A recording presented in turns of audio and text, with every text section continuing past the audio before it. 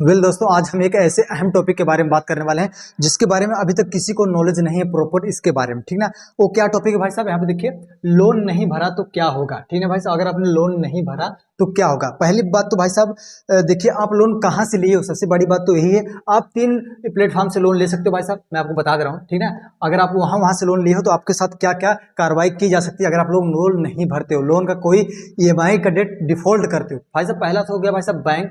ठीक है भाई साहब, बैंक, अगर आप बैंक से लोन लिए हो तो आपको लोन अगर नहीं भरते तो बैंक आपसे आपके साथ क्या करेगी वो हम बात करने वाले हैं। और हो गया भाई साहब इंस्टेंट पर्सनल लोन है। ठीक है भाई साहब, इंस्टेंट पर्सनल लोन है जो कि RBI द्वारा अप्रूव होती है भाई साहब। ठीक है, RBI द्वारा। ठीक है भाई साहब, RBI द्वारा अप्रूव होती है। और जो भाई साहब तीसरा हो गया फेक ऐप। ठीक है भाई साहब, स्कैम ऐप। ठीक ना, आप लोग इससे भी लोन लेते हो, स्कैम ऐप जिसको हम बोलेंगे भाई साहब चाइनीज लोन ऐप। ठीक ना भाई साहब, चाइनीज लोन ऐप जो कि प्ले स्टोर पे भरी पड़ी है। ठीक ना, जो कि प्ले स्टोर पे भरी पड़ी है। तो अब हम बात करते हैं कि अगर आप लोग लोन नहीं भरते, ठीक ना भाई साहब, अगर आप लोग लोन नहीं भरते तो क्या होगा।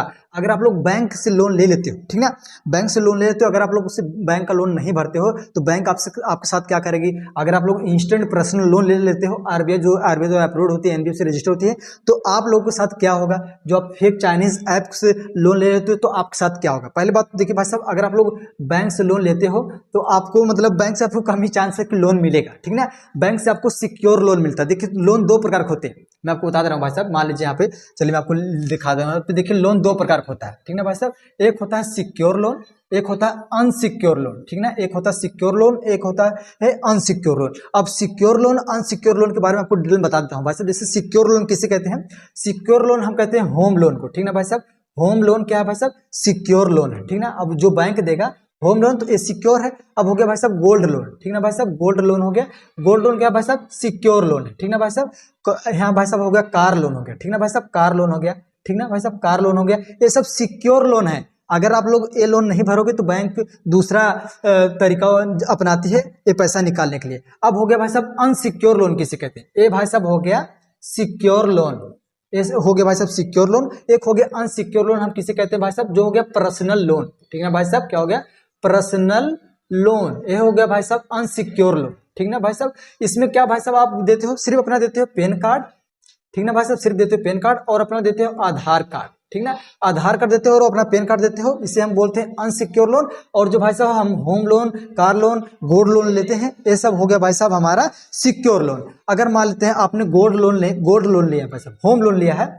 अगर आप लोग होम लोन लिया है और आपने लोन का पैसा नहीं भरा, ठीक, तो बैंक क्या करेगी भाई साहब, आपका जो भी लोन, जो आपके घर है उसको क्या करेगी, वो बेच देगी। ठीक ना, वो क्या करेगी भाई साहब, जाएगी कोर्ट में, कोर्ट से जाके वो नोटिस लाएगी, नोटिस आपके घर पे जाएगा और उसके माध्यम से जो आपका घर रहेगा उसकी नीलामी करके अपना पैसा वसूल लेगा। वहीं में आगा हो गया भाई साहब गोल्ड लोन हो गया। भाई साहब गोल्ड लोन अगर आप लोग लेते हो, अगर आप लोग टाइम से लोन का पैसा नहीं भरते तो गोल्ड में क्या होगा भाई साहब, लोन जो आपका सोना रहता है उसको बेच के अपना वो भरपाई कर लेंगे। ठीक ना भाई साहब, कार लोन क्या भाई साहब, आपका कार बेच के अपने लोन का जो पैसा है उसका भरपाई कर लेंगे। अगर ज्यादा पैसा मिलता है तो वो आपको पैसा दे भी देंगे। ये हो गया भाई साहब अनसिक्योर लोन और सिक्योर लोन के बारे में आपको समझ में आ गया। अब बात करते हैं जो पर्सनल लोन है भाई साहब, अगर इसमें आपको लोन ले लेते हो बैंक से, अगर आप लोन नहीं भरते तो उसमें उस केस में बैंक क्या करेगा। देखिए भाई साहब, बैंक क्या करेगा, आपसे कहेगा, पहले देखिए मान लीजिए आपने 1 तारीख को लोन लिया, फिर 30 तारीख को आपका मतलब 1 महीना भरा था। ठीक ना, फिर उसके अगले दिन 1 जनवरी, मतलब मान लीजिए आपने 1 जनवरी को लोन लिया, फिर 1 फरवरी का आपका EMI का डेट है।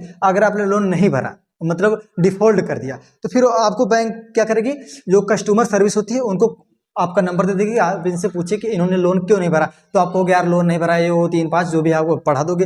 फिर उसके बाद भाई साहब आप दूसरा भी पेमेंट नहीं करते हो, दूसरा EMI, फिर ऐसे करते क्या होगा, तो जो बैंक के रिकवरी टीम होती है, जो लोन रिकवरी टीम होती है, वो आपके घर पे जाएगी, आपको कहेगी लोन भर दीजिए, लोन नहीं भरो, क्यों नहीं भर रहे हो, ये वो 3-5 से बचाते रहेगी। फिर आप लोग लोन नहीं भरोगे, जैसे ही 90 दिन हो जाता है आप लोग लोन नहीं भरते हो, फिर वो कोर्ट से नोटिस ला देगा आपके घर पे, फिर आपको लोन भरना पड़ जाएगा। ठीक ना, तो ऐसे ऐसे करके लोन आपको भरना ही पड़ जाता है। अगर आप लोग लोन नहीं भरते हो तो बैंक क्या कहेगी भाई साहब, कहेगी कि आप लोग थोड़ा अच्छा आप बताइए आप कितना देना चाहते हो। मान लीजिए आपने 10,000 रुपये का, 1 लाख रुपए का लोन ले लिया। ठीक ना भाई साहब, 1 लाख रुपए का आपने लोन ले लिया बैंक से। अब आप लोग लोन का रीपेमेंट कर ही नहीं रहे हो तो आपको मतलब आपके लीगल नोटिस आपके घर पे आएगा।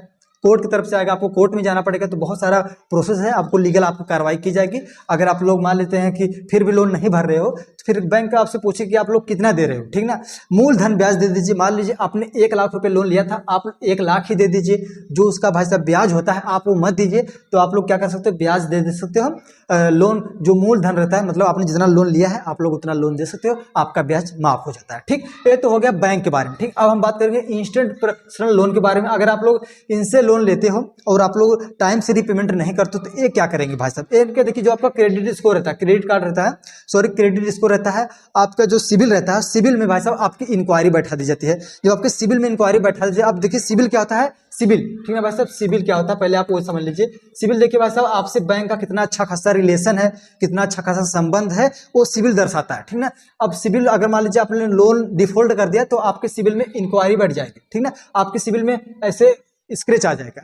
तो अब कोई भी आप कहीं से भी लोन के लिए अप्लाई करोगे तो पहले आपका सिविल चेक किया जाएगा, आपके पैन कार्ड आधार कार्ड से आपका सिविल चेक हो जाता है, फिर देखेंगे यार ये तो लोन भरता ही नहीं, आपको लोन मिलेगा ही नहीं, ठीक ना।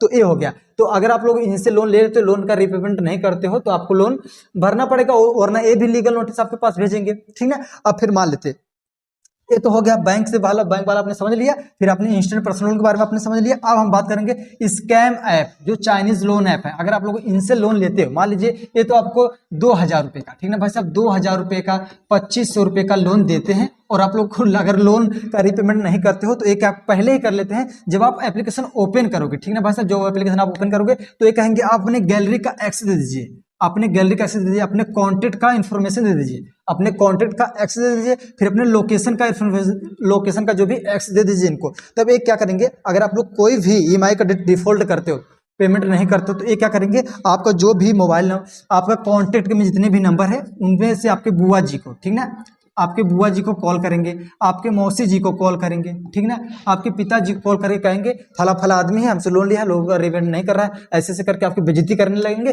फिर अगर आप लोग फिर लोन नहीं भरते हो, फिर क्या करेंगे, जो बैंक वाले जो आपसे गैलरी का एक्सेस लिए हैं, फिर आपके जो भी गैलरी में जिनके भी फोटो हैं, आपके सिस्टर के, आपके मदर के, आपकी वाइफ के फोटो है, उस फोटो को एआई से अश्लील बना के आपके रिलेटिव को भेजने लगेंगे। फिर आपको मजबूरी में आपको लोन का पेमेंट करना ही पड़ जाएगा। इनसे तो आपको लोन लेना ही नहीं है, मैं आपको बता दे रहा हूँ। अगर आप लोग इनसे लोन लोगे तो फंस जाओगे। आप लोग अगर मान लीजिए 25 रुपए का लोन देते हो तो आपको 10,000 रुपए भी इनको देना पड़ सकता है, क्योंकि फंसा देंगे आपको। तो अगर आप लोग लोन नहीं भरते हो तो आपको कुछ इस तरीके से गुजरना पड़ता है, ठीक ना। तो आपको अगर लोन ले रहे हो तो आपको लोन भरना चाहिए, ऐसा ही है, ठीक ना। तो आशा करता हूँ आपको समझ में आ गया होगा आज के इस वीडियो में। अगर आप कुछ भी समझ में नहीं होगा आप मुझे कमेंट करिएगा, मैं इसके ऊपर और वीडियो बना दूंगा। तो मिलेंगे किसी वीडियो में, तो जय हिंद, वंदे मातरम।